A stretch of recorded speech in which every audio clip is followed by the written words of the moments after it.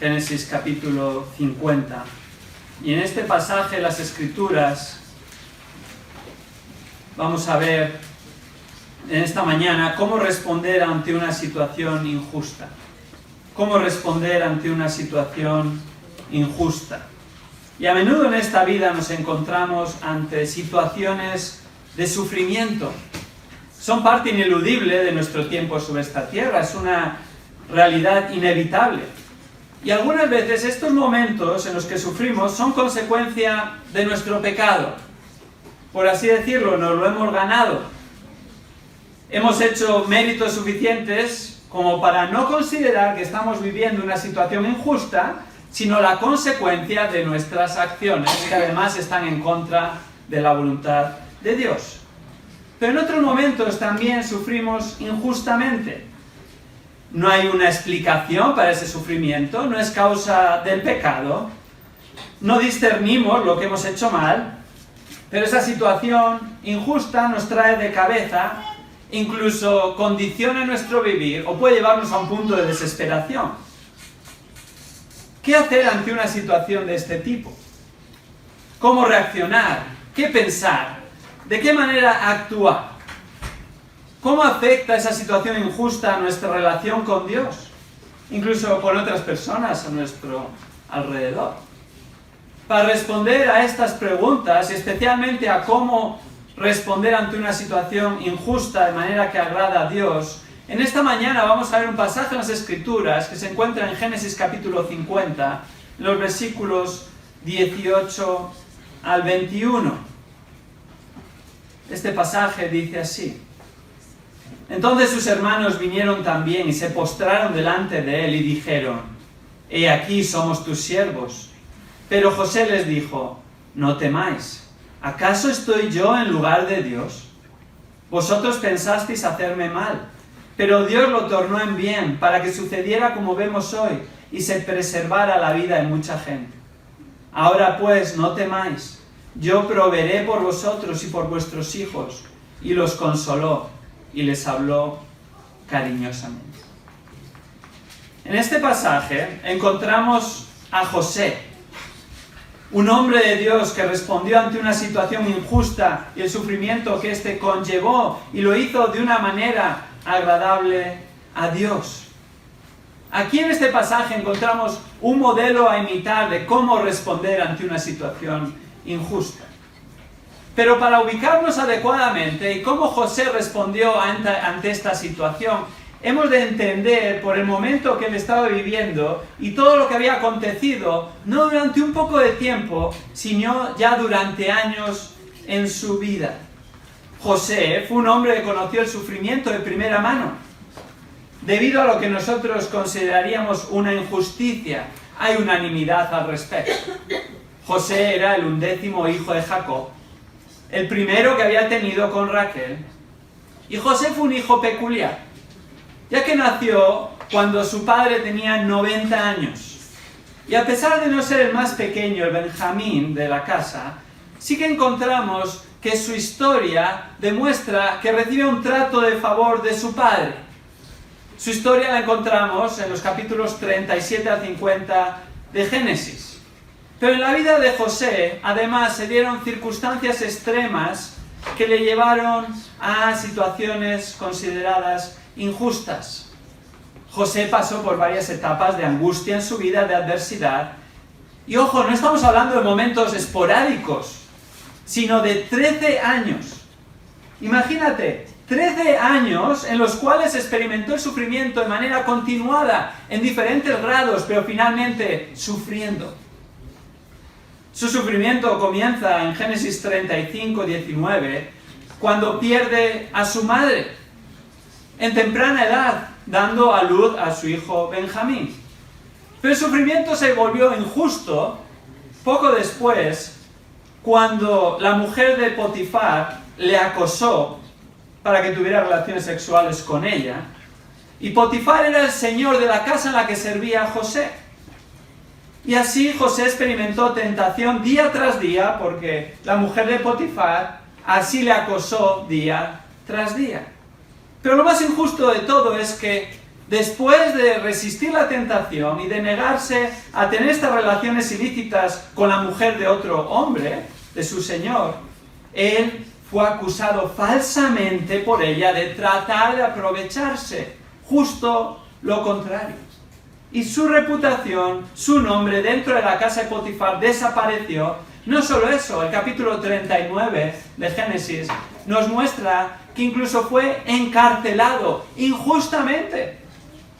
Justo al revés de lo que había sucedido, la mentira, la difamación, fue lo que tuvo éxito. Pero no cabe hoy su sufrimiento. El pasaje que encontramos en esta mañana está tratando directamente otro sufrimiento que José recibió injustamente, y esto fue incluso desde su familia, sus propios hermanos. Prácticamente el principio de estos 13 años de penurias comenzó con el trato injusto que sus propios hermanos le propiciaron. La Biblia nos deja claro que esto fue a causa del odio que le tenían. Le odiaban, según Génesis 37:4. Y le odiaban porque su padre mostraba favor hacia él. Y le odiaban no porque esto estuviera mal, sino porque ellos no eran los receptores de ese trato de favor. Y así, por esta razón, sus hermanos, según el capítulo 37 de Génesis, llegaron al extremo de que este odio se convirtió en un complot de asesinato. Planearon matarle. Y finalmente, no le mataron, pero fue vendido por sus hermanos como un esclavo, y posteriormente mintieron a su padre pensando que había muerto. Esta situación llevó a José a sufrir desde los 17 años de edad, muy temprana edad, hasta los 30. Y fue en ese momento cuando el Señor cambió las circunstancias de las cuales había estado en control en todo momento, y así fue nombrado gobernador del imperio más poderoso del mundo en ese momento, Egipto. Capítulo 41 de Génesis nos lo muestra. Y en esta mañana, en Génesis 50, llegamos al final de la historia. Llegamos al desenlace, a la historia de José, y también aparecen sus hermanos. En Génesis 50, versículos 18 al 21, vamos a ver cómo responder ante una situación injusta, como José respondió. José enfrenta la realidad de que sus hermanos están enfrente de él. Fijémonos en el versículo 18. Vinieron también sus hermanos y se postraron delante de él y dijeron: henos aquí por siervos tuyos. Vaya, parece que algo ha sucedido. No cuadra este final de la historia con el principio de la misma. ¿Qué ha sucedido? Vemos aquí a los hermanos de José con actitud humilde. Se postran ante su hermano, al que habían deseado matar y al que habían vendido como un esclavo. ¿Qué había sucedido? Bueno, el resto del pasaje, entre medias, en los capítulos anteriores, nos muestra que debido a la escasez de alimentos que había en la tierra, los hermanos habían venido a Egipto a conseguir algo de comida. Y justo en ese momento, José se les había revelado y les había dicho: soy vuestro hermano, traed a nuestro padre, a Jacob, yo voy a cuidar de vosotros. Así los hermanos y el padre de José vivieron bajo la protección de Faraón en tiempos de escasez. ¿Y qué pasa en el capítulo 50 de Génesis, poco antes de lo que hemos leído? El padre muere y los hermanos temen que esto vaya a cambiar la situación. Fijémonos en el versículo 15 de este mismo capítulo 50, dice: viendo los hermanos de José que su padre era muerto, dijeron: quizá nos aborrecerá José y nos dará el pago de todo el mal que le hicimos. Ellos eran conscientes que le habían odiado en primer lugar y pensaban que lo más normal es que José se vengaría de ellos. Y en ese momento podía hacerlo. Estaba en una situación de poder, en una situación de superioridad, y desde un punto de vista humano hubiera sido incluso una venganza considerada por la mayoría justa. Después de todo, era el gobernador de Egipto, segundo de Faraón. Y la única razón que le podía haber detenido de ejercer su venganza era su padre, que vivía y no quería disgustarle. pero ahora su padre había muerto, que retenía vengar su causa, que le impedía hacer justicia, que le impedía, después de tantos años de sufrimiento injusto, realmente hacer aquello que hubiera sido lo adecuado ante los ojos de la mayoría de los hombres. Nada se lo impedía. Y los hermanos de José lo sabían. Los hermanos de José pensaron de manera lógica. Así que tratan de cubrirse las espaldas y mandan a un mensajero a preparar el camino antes de ellos presentarse ante su hermano. Fijémonos, ¿qué le mandan decir al mensajero? Versículos 16 y 17. Y enviaron a decir a José: tu padre mandó antes de su muerte diciendo, así diréis a José, te ruego que perdones ahora la maldad de tus hermanos y su pecado, porque mal te trataron, por tanto, ahora te rogamos que perdones la maldad de los siervos del Dios de tu padre. Leemos estos versículos y creo que la pregunta que la mayoría nos hacemos es cierto que el padre dijo estas palabras? ¿Sería cierto lo que los hermanos le mandaron a decir? Bueno, no tenemos la certeza ni una cosa ni de la otra, porque la Biblia no responde con claridad al respecto, pero tenemos ciertos indicios que nos hacen pensar que los hermanos de José se habían inventado este mensaje por su propio bien. ¿Por qué? Porque no encontramos en ningún lugar del relato en Génesis, ni aquí ni en los capítulos anteriores, de que Jacob hubiera dado este mensaje. Pero no solo eso, ni siquiera existe evidencia de que Jacob hubiera descubierto que José había sido maltratado y vendido por sus hermanos. En ningún momento encontramos esa situación que le dijeron, esta es la verdad. Entonces, ¿cómo es que el padre, sin conocer esas circunstancias y sin que encontremos sus palabras, tal como dijeron los hermanos, fuera a ser consciente de todo lo que había pasado y fuera a interceder por sus otros hijos? Es bastante inverosímil. No sabemos a ciencia cierta, pero lo más natural es que los hermanos inventaron este mensaje. Pero el pasaje no se centra en si es cierto o no lo que dijeron los hermanos. Finalmente esto es circunstancial. Sino que se va a enfocar en la respuesta de José. Y fijémonos cómo José responde ante una situación injusta. Y concretamente en los versículos que quedan en este pasaje, del 19 al 21, va a mostrar 3 claves de cómo responder piadosamente ante una situación injusta. 3 claves de cómo responder piadosamente ante una situación injusta, de manera que agrada a Dios. La primera clave se encuentra en el versículo 19 y es: confía en la justicia de Dios. Confía en la justicia de Dios. Fijémonos cómo respondió José, versículo 19.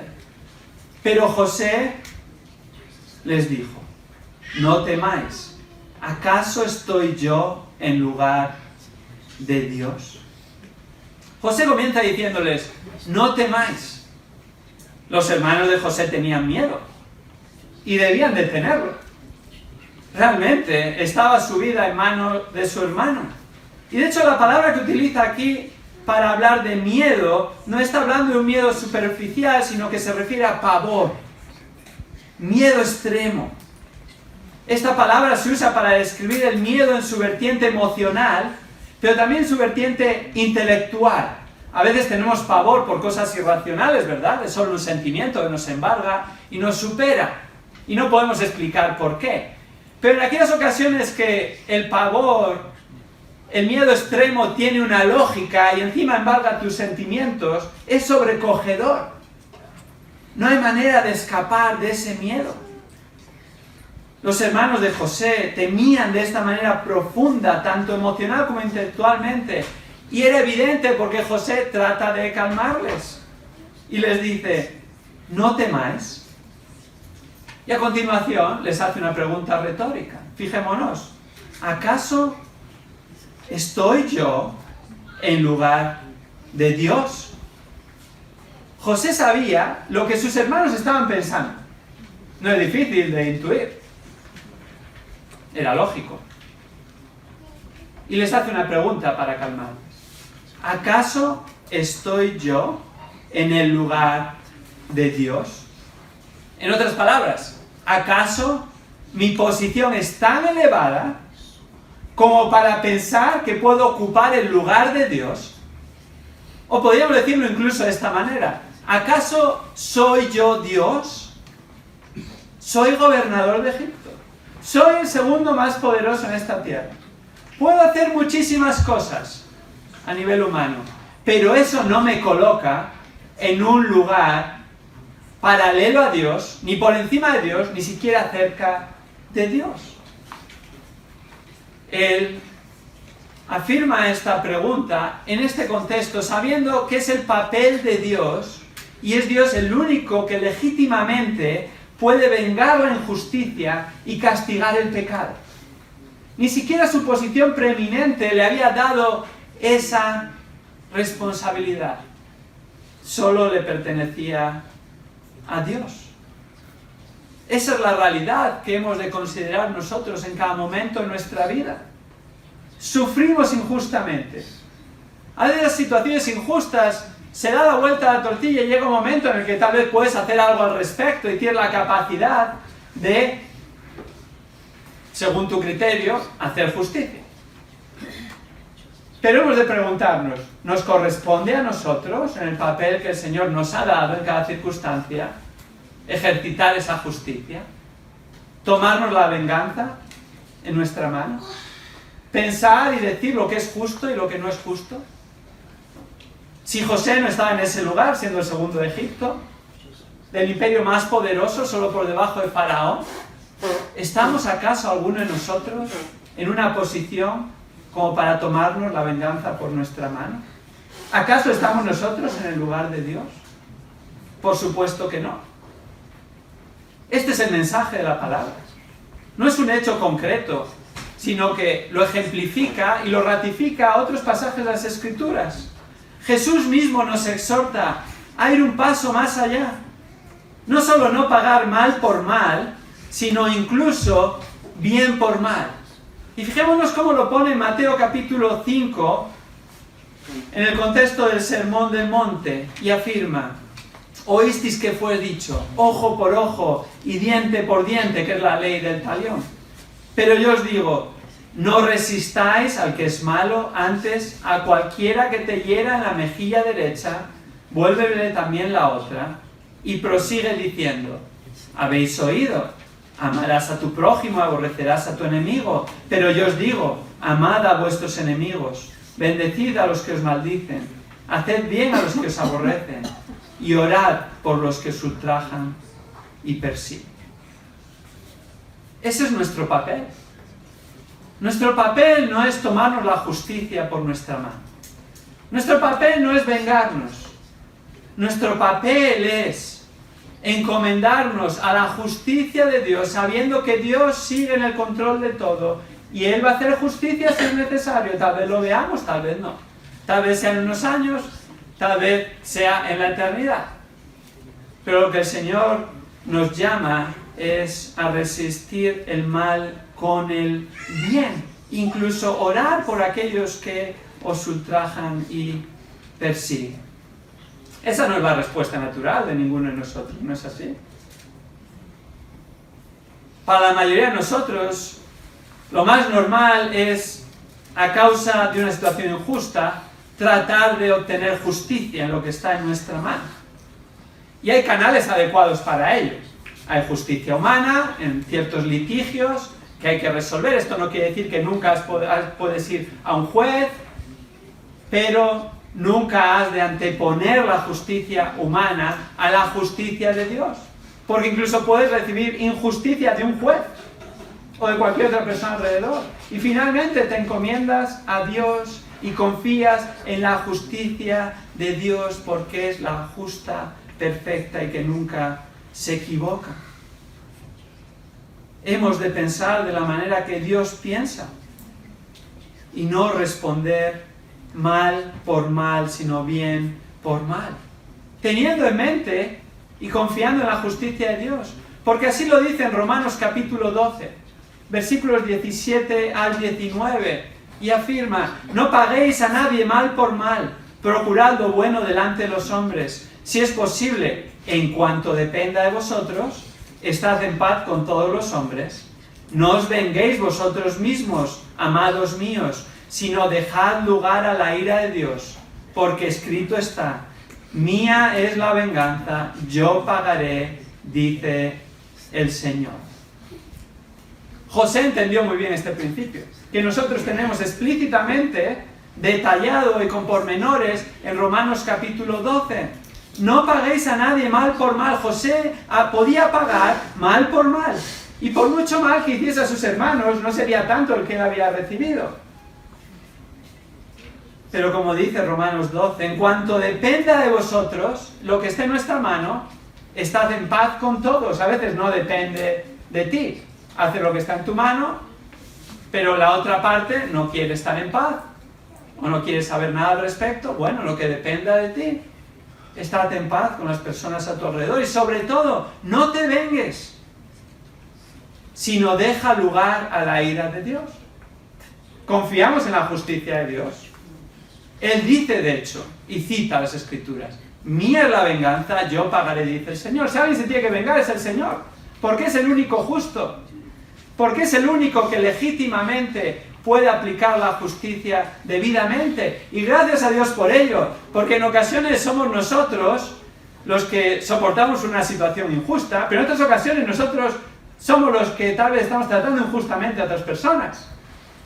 Y cuando estamos en el lado en el que proveemos injusticia, aunque sean cosas pequeñas del día a día, qué bien que sea el Señor el que va a impartir justicia, ¿verdad? Podemos confiar en Él, porque sabemos que no se va a equivocar. Confiemos en Él también cuando estemos en el otro lado, cuando recibamos injusticia. De igual manera, Él no se va a equivocar. Y así podremos descansar en Él. La próxima vez que tengamos la tentación de tomarnos la justicia por nuestra cuenta, hagámonos esta pregunta: ¿acaso estoy yo en el lugar de Dios? ¿Acaso estoy yo? ¿Acaso estás tú en el lugar de Dios? Es evidente que no. No hace falta ser un teólogo que ha leído cientos de libros para responder correctamente a esta pregunta. Nadie está en el lugar de Dios. Dejemos a Dios hacer su labor, su trabajo, y no tomemos la justicia por nuestra cuenta. Porque si tratamos de ponernos en lugar de Dios al vengarnos, las cosas van a ir mal, para nosotros y para aquellos alrededor. Y se va a ver afectada sobre todo nuestra vida espiritual, independientemente de cómo acabe el asunto. Nuestra parte es confiar en la justicia de Dios. Esta es la primera clave que encontramos en este pasaje para responder ante una situación injusta de una manera piadosa. Pero hay una segunda clave que observamos según avanzamos en Génesis capítulo 50. En segundo lugar, la segunda clave es: reconoce la soberanía y la sabiduría de Dios. Reconoce la soberanía y la sabiduría de Dios. Versículo 20, fijémonos cómo prosigue el relato. Vosotros pensasteis hacerme mal, pero Dios lo tornó en bien para que sucediera como vemos hoy y se preservara la vida de mucha gente. José está aquí reconociendo la soberanía y la sabiduría de Dios. En su contestación a sus hermanos hace una afirmación tremenda. Fijémonos, recordemos, después de 13 años de penuria, de ser tratado injustamente, José reconoce que Dios estuvo en el control de la situación en todo momento. No solo en ese momento en el que él era favorable, sino en todo momento Dios no dejó de estar en control de la situación. José no afirma la soberanía de Dios de una manera frívola, superficial. José tampoco ignoraba el hecho de que sus hermanos habían tramado en su contra, porque fijémonos cómo comienza el versículo 20. Vosotros pensasteis hacerme mal. Mirad, sé lo que tramasteis, sé lo que hicisteis, incluso sé que esto fue fruto de lo que pensasteis. No era ingenuo José de lo que había pasado. Era totalmente consciente de lo que ellos habían maquinado y planeado activamente para hacerle daño. De hecho, este verbo pensasteis mal contra mí sucede a menudo en el Antiguo Testamento. Unas 120 veces. Y a menudo es el significado que encontramos en este pasaje, y es el plan por el cual el malvado intenta hacer sufrir injustamente al justo.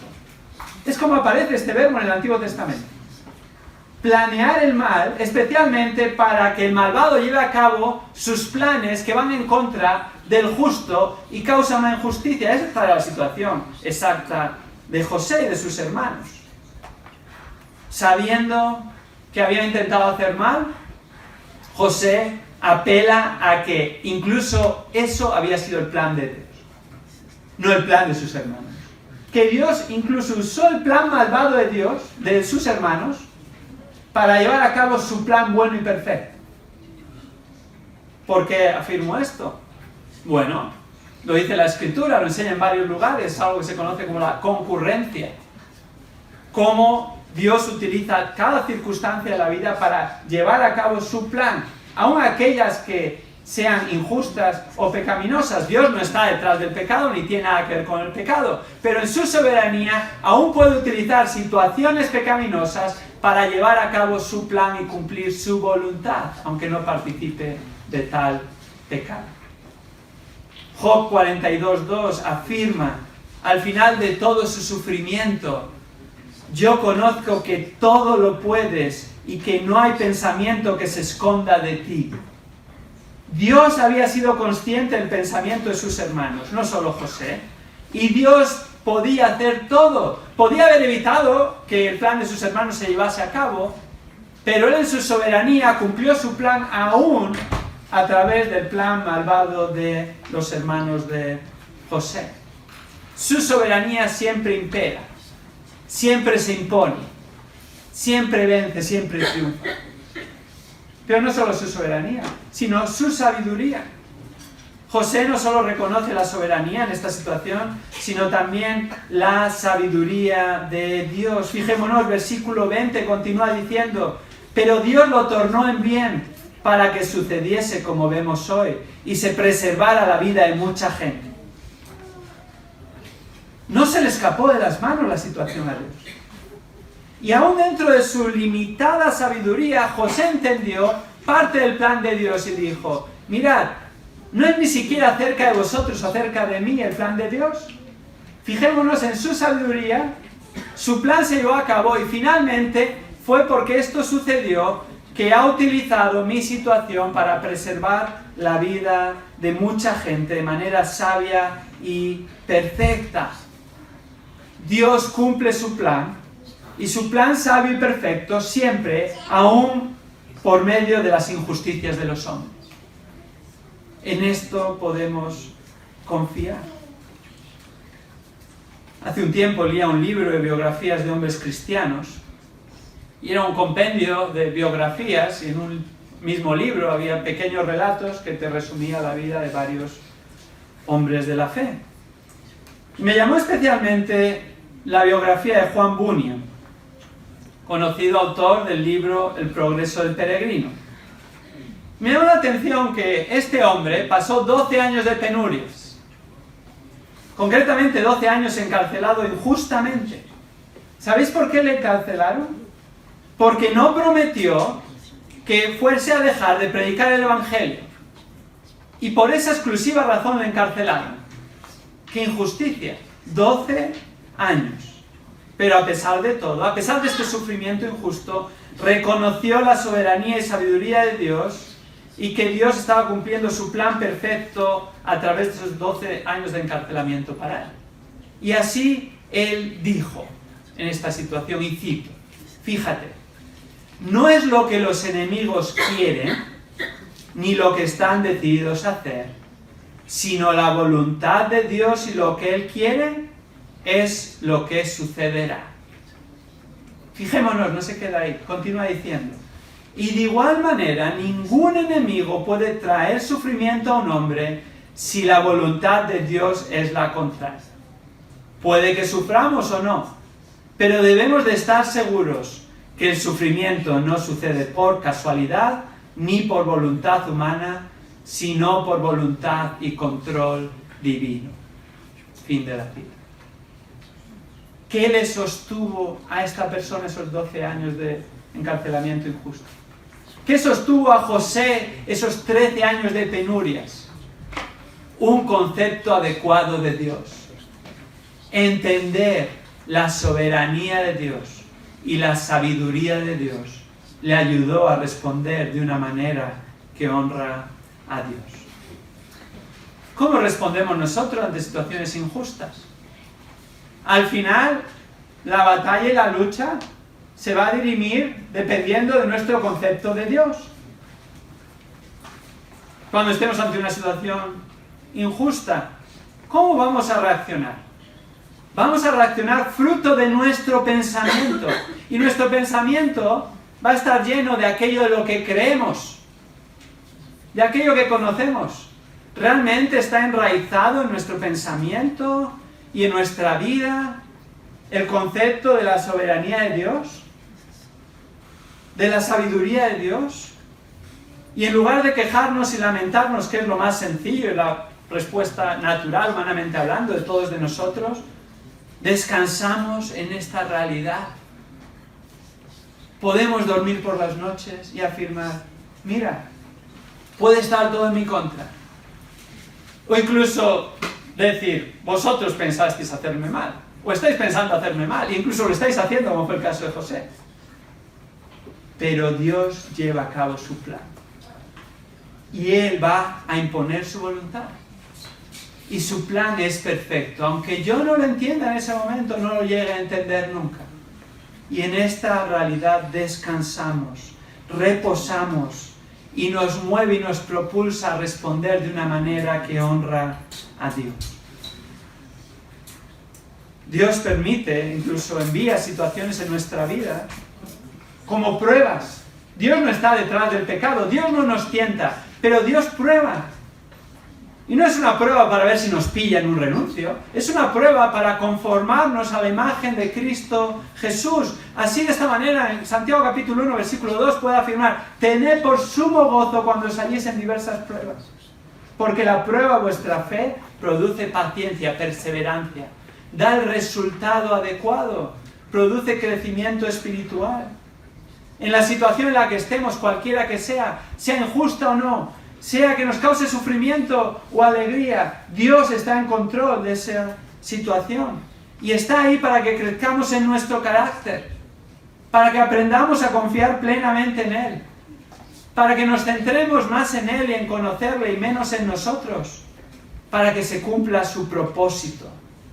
Y a veces es incluso por el bien de otros. Estamos tan centrados en nosotros mismos, ¿verdad? Pero José reconoció, mira, Dios hizo todo esto en su plan perfecto, aunque vosotros quisisteis hacer mal, ni siquiera para mi bien.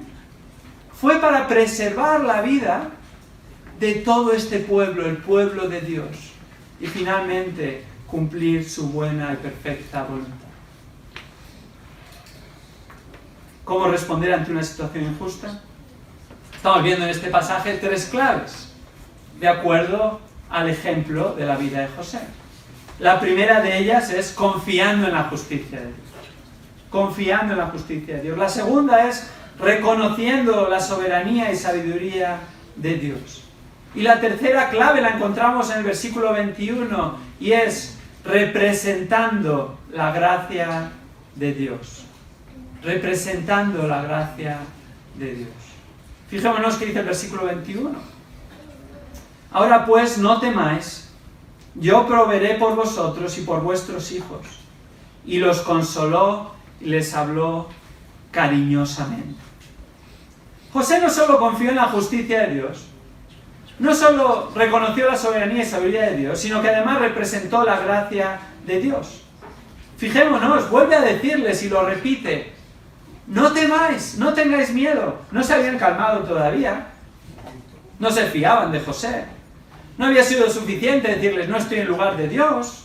No había sido suficiente escucharle, mirar, esto ha sido el plan de Dios y en esto descanso, sino que Él les volvió a decir, no tengáis miedo. Y no solo dijo esto, sino que fue más allá y ejemplificó la gracia de Dios. No solo no les dio a sus hermanos lo que se merecían, sino que les dio lo que no se merecían y dijo: yo sustentaré a vosotros y a vuestros hijos. Así los consoló y los habló al corazón. Yo sustentaré. Quiere decir, voy a proveer lo que necesitéis para no pasar hambre en medio de la escasez. Ellos temían que después de muerto su padre, pues ella no les ayudase más, ya no proveyese para ellos o incluso les borrase el mapa. Y él les dice: no tenéis que temer. Voy a seguir haciendo lo mismo aun cuando nuestro padre no está aquí. Porque lo que me motiva no es nuestro padre. Lo que me motiva es agradar y dar gloria a Dios. Yo sustentaré.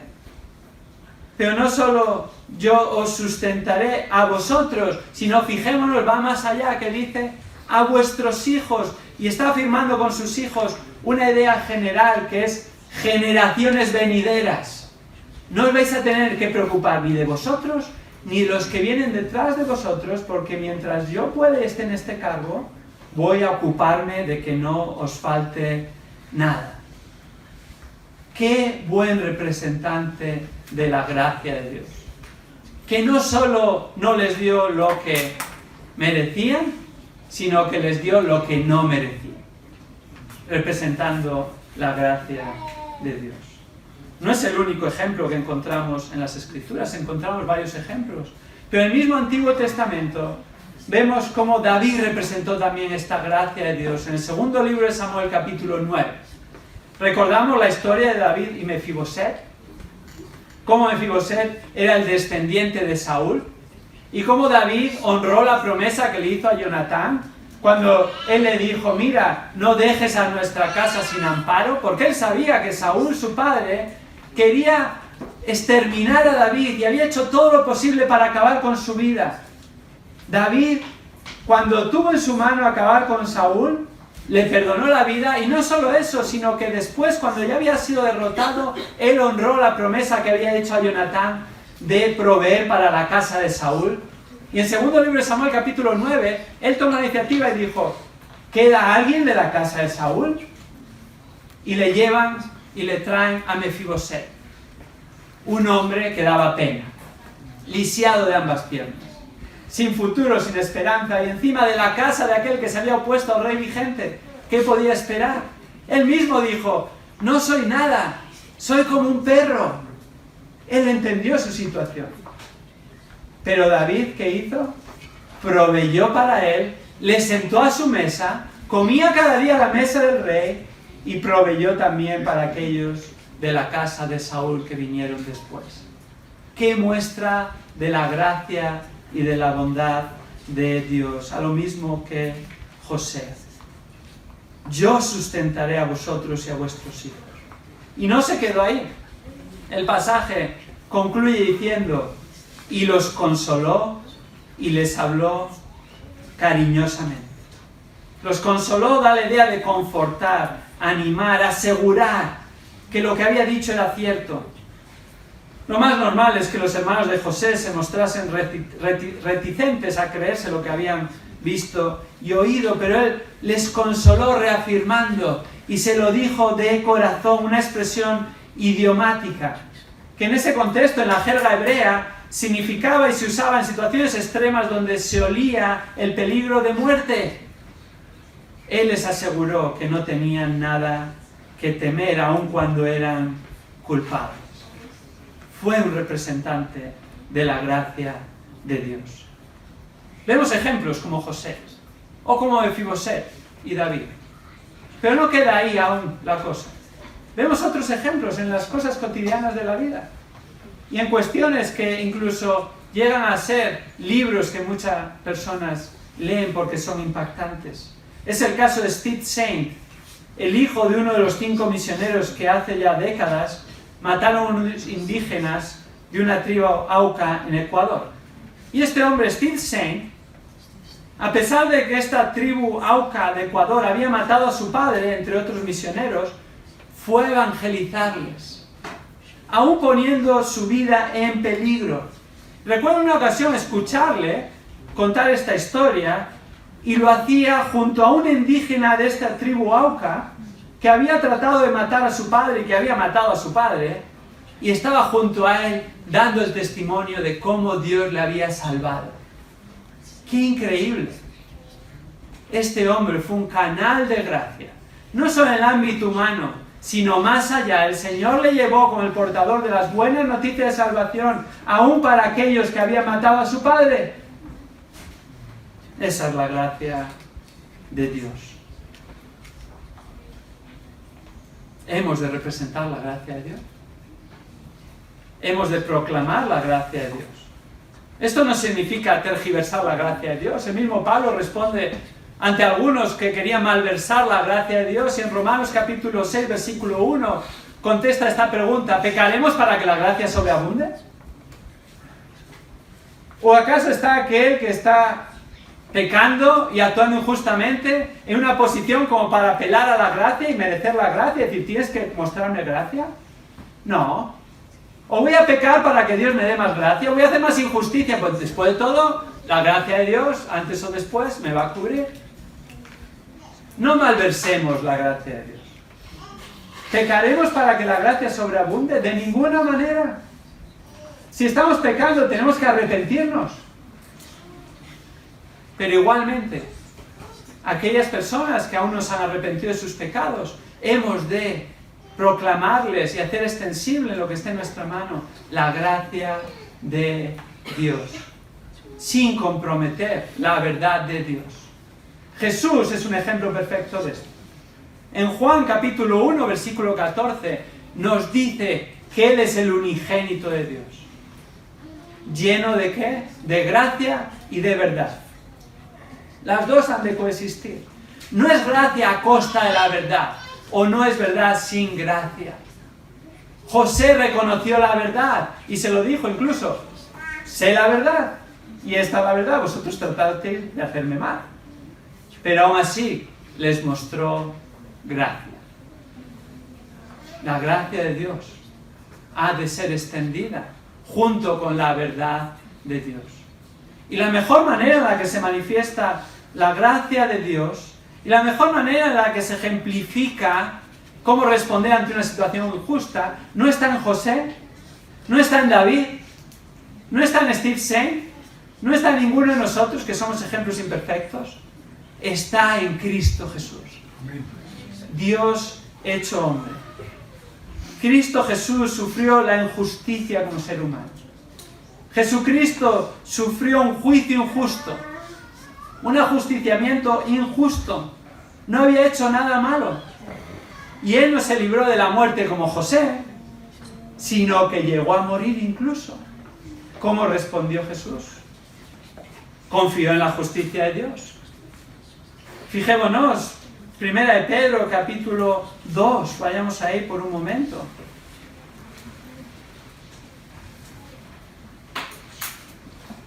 Versículos 19 al 23 nos muestra a Cristo como un ejemplo para confiar en la justicia de Dios cuando estamos sufriendo una injusticia. Y dice así, 1 de Pedro 2, 19: porque esto haya gracia, si por causa de la conciencia ante Dios alguno sobrelleva penalidades sufriendo injustamente. Pues qué mérito hay si cuando pecáis y sois tratados con severidad, lo soportáis con paciencia. Pero si cuando hacéis lo bueno sufrís por ello y lo soportáis con paciencia, esto haya gracia con Dios. Porque para este propósito habéis sido llamados, pues también Cristo sufrió por vosotros, dejándoos ejemplos para que sigáis sus pisadas. El cual no cometió pecado, ni engaño alguno se halló en su boca, y que quien cuando le ultrajaban no respondía ultrajando, cuando padecía no amenazaba, sino que se encomendaba a aquel que juzga con justicia. Jesús se encomendó a la justicia de Dios cuando sufrió injustamente. Pero no solo eso, sino que reconoció la sabiduría y la soberanía de Dios. ¿Nos acordamos cuando estaba en el jardín de Getsemaní? Cómo Marcos capítulo 14 nos muestra la respuesta de Jesús. Él está allí velando y orando. Y en Marcos capítulo 14, versículo 36 dice como parte de su oración: Abba Padre, para ti todas las cosas son posibles. En otras palabras, tú eres soberano. todopoderoso, estás en el control de todo, pero a continuación dice, expresa su deseo, aparta de mí esta copa, pero no se haga lo que yo quiero, sino lo que tú quieres. No se haga mi voluntad, sino la tuya. No solo se encomendó a la soberanía de Dios, sino que reconoció, tu plan es mejor que el mío, tú eres más sabio. Claro, Jesucristo era Dios. Jesucristo tenía el mismo plan, porque era un plan desde la eternidad. Pero en su humanidad, sin dejar de ser Dios, en su humanidad perfecta, Él tuvo un momento en el que no deseaba. Si hay otra manera, Padre, quiero someterme, si es posible, que no tenga que pasar por este trago. Pero reconozco, tú estás en control. Reconozco, tu plan es sabio y perfecto. Hágase tu voluntad. No quedó ahí Jesús. También representó la gracia de Dios. Y lo representó de varias maneras. Lo representó con sus propios discípulos. Cuando Él les anuncia esa misma noche y les dice, os vais a apartar, pero yo volveré. Me vais a abandonar, pero yo no os abandonaré. Me vais a traicionar. Y tú, Pedro, que te crees tan autosuficiente y que piensas que los demás lo van a hacer, pero tú no. Tú incluso me vas a negar. Pero yo no te dejaré. ¡Qué gracia tan increíble! Aún sabiéndolo de antemano.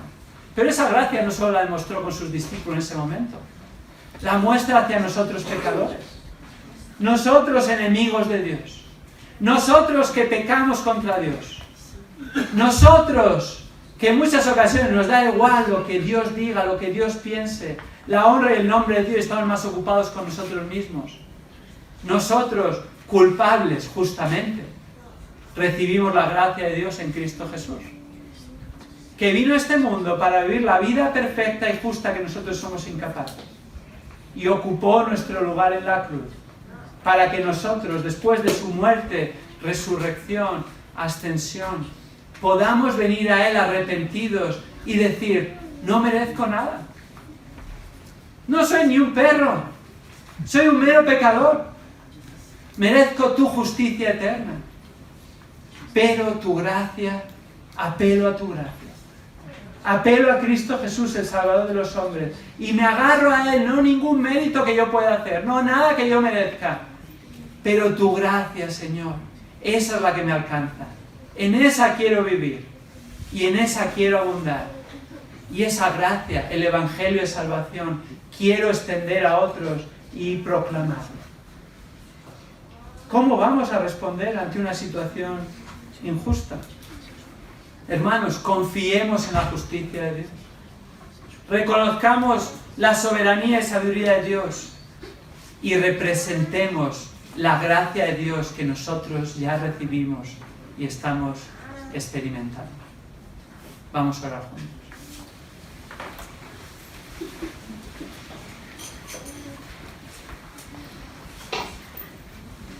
Señor, es común en esta mañana aquí presentes que hemos vivido, estamos viviendo posiblemente alguna situación injusta. Y estas vienen en una medida en otra y en distintas épocas de la vida. Incluso en ocasiones somos nosotros los que podemos ser injustos con otras personas a nuestro alrededor. Señor, la solución no está en nosotros. No está en nuestras ideas, ni en nuestra sabiduría, ni en lo que podemos o dejamos de hacer. Señor, no está en nuestra idea de lo que es la gracia o no es la gracia. Señor, la solución está en ti. Está en un concepto adecuado de ti. Está en reconocer que tú estás bajo control, que tú estás dominando todo, que tú eres soberano. Señor, está en reconocer que tú eres justo y encomendarnos a tu justicia. Descansar, Señor, en tu gracia, según nosotros también la recibimos. Señor, oramos que nos ayudes a responder de una manera que te honra ante las injusticias de la vida. Que busquemos honrar tu nombre. Y aún estas injusticias pueden llevar meses o años, como en el caso de José. Señor, ayúdanos a descansar en ti.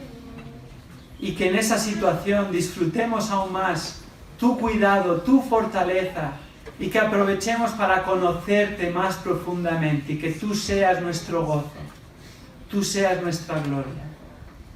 y aún sea más significativa la gracia que hemos recibido en Cristo Jesús. Y Señor, gocemos de nuestra salvación y lo valoremos como lo más importante en nuestra vida, pero también la hagamos extensible a aquellos que están a nuestro alrededor. Que nos ayudes como canales de gracia, predicando y ejemplificando el Evangelio de Cristo Jesús.